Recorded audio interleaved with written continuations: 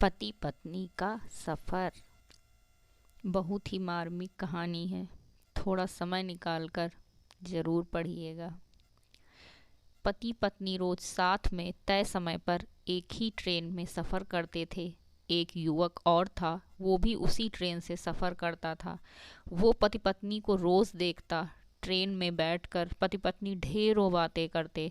पत्नी बात करते करते स्वेटर बुनती रहती। उन दोनों की जोड़ी एकदम परफेक्ट थी। एक दिन जब पति पत्नी ट्रेन में नहीं आए तो उस युवक को थोड़ा अटपटा लगा, क्योंकि उसे रोज उन्हें देखने की आदत हो चुकी थी। करीब 1 महीने तक पति पत्नी ने उस ट्रेन में सफ़र नहीं किया। युवक को लगा शायद वे कहीं बाहर गए होंगे।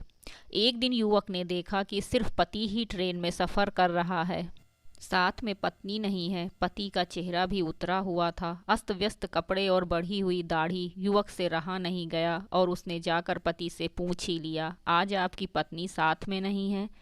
पति ने कोई जवाब नहीं दिया। युवक ने एक बार फिर से पूछा, आप इतने दिन कहाँ गए थे? कहीं बाहर गए थे क्या? इस बार भी पति ने कोई जवाब नहीं दिया। युवक ने एक बार फिर उनकी पत्नी के बारे में पूछा। पति ने जवाब दिया, वो अब इस दुनिया में नहीं है, उसे कैंसर था।